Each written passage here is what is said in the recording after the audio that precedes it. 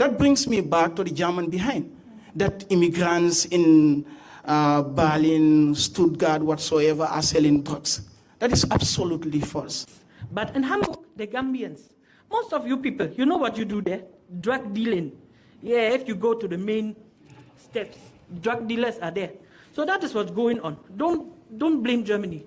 We are good. We don't make any nonsense. My name is Kes. Thank you so much, Seth. Thank you so much, Judith and Prof.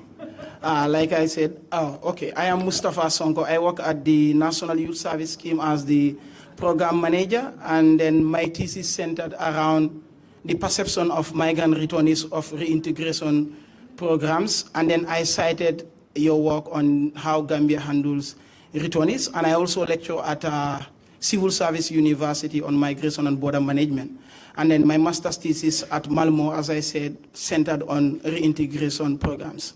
But before delving into my question, I think the theme of this discussion is very important.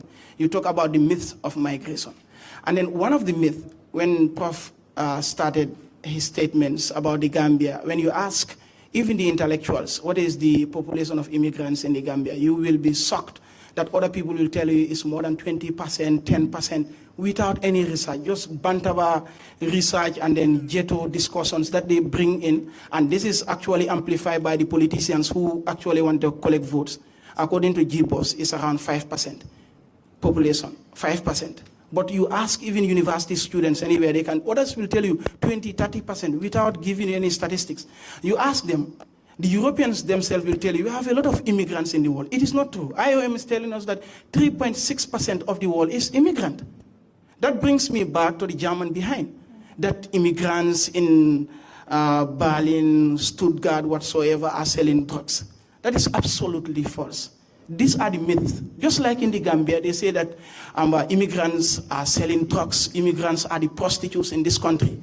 Conduct research.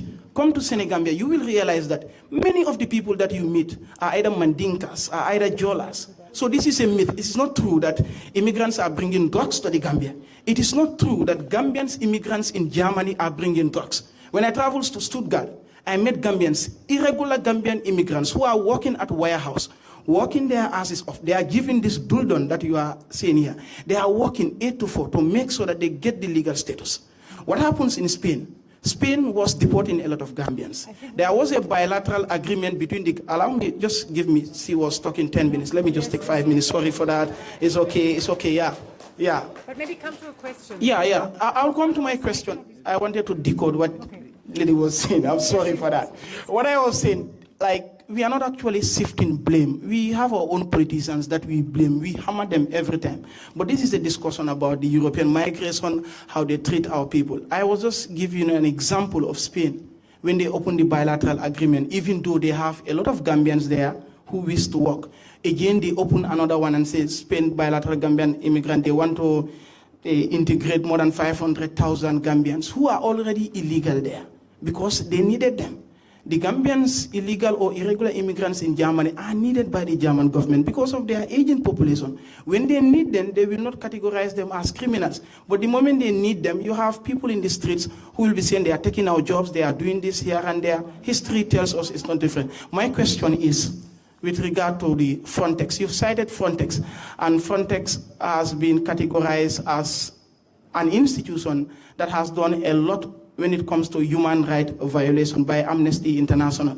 That's where you get your figures. The externalization of EU borders have been very problematic. I don't know, during your research, what are some of the things that you came up with? Thank you so much. Thank you.